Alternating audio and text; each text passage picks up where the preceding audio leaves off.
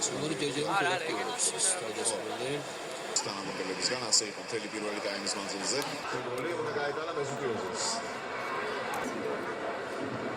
მიდა პორტუგალიელთა კიდე ძალიან მარტივად ის შეუძლია რომ აი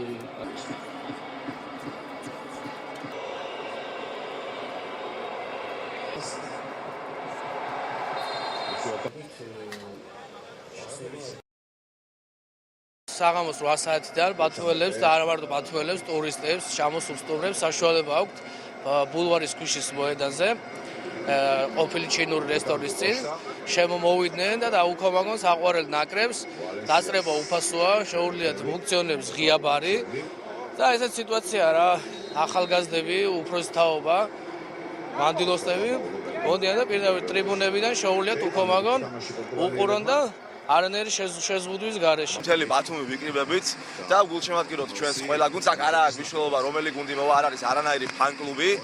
მოვდივართ ყოველ საღამოს, უჭერთ მხარს ჩვენს გულშემატკივრებს, მივირთმევთ გემრიელ ლუცს და მივდივართ ნასეულნებების სახლში.